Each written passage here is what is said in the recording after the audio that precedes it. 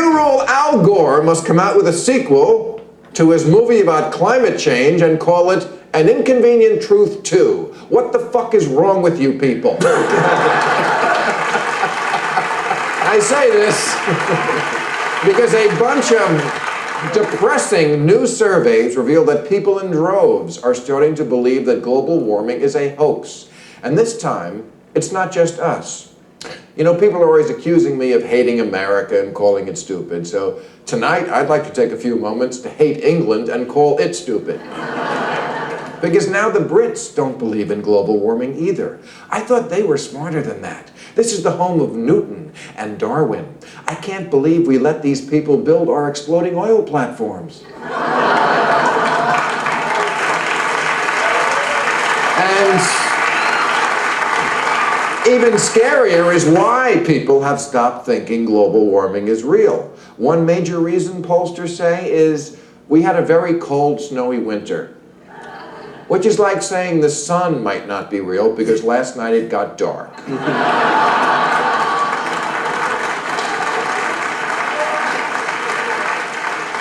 And my car is not real because I can't find my keys. And that's the problem with our obsession to always see two sides of every issue equally, especially when one side has a lot of money.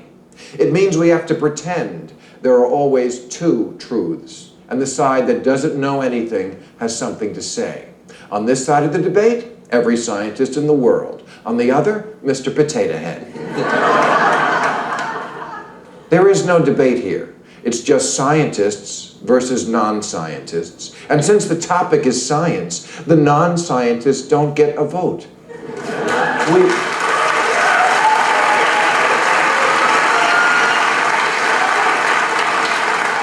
We shouldn't decide everything by polling the masses. This is the fallacy called argumentum ad numerum, the idea that something is true because great numbers believe it.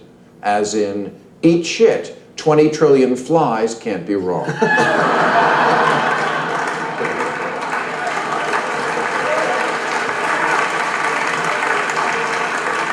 Or take this recent headline, TV weathercasters divided on global warming. Who gives a shit? My TV weathercaster is a bimbo with big tits who used to be on a soap opera on Telemundo.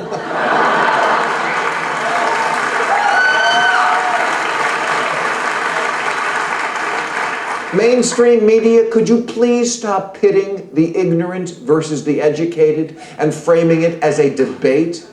The other day, I saw a professor from the Union of Concerned Scientists face off against a distinguished expert on tea partying, whose brilliant analysis, recently published in the New England Journal of Grasping at Straws, was that we shouldn't teach climate science in schools because kids find it scary. As they should. I hope they're peeing in their pants. Because the last decade, year, and month are all the hottest on record. And then there's the floods, the killing of the oceans, Category 5 hurricanes, giant wildfires, the vanishing water supply. You know, the little things. And yet deniers say it's just a theory, as is gravity.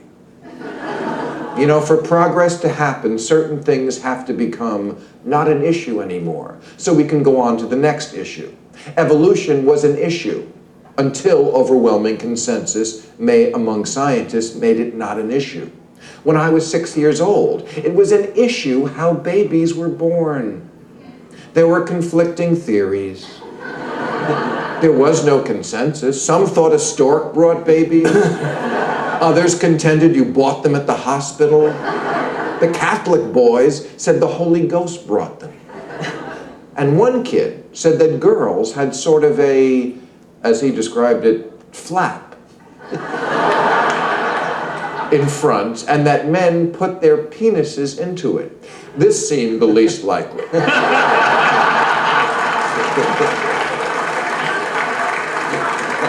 And yet, by the time we had all reached age 11, even though none of us had actually seen the flap, The consensus of opinion was overwhelming for the penis-vagina theory.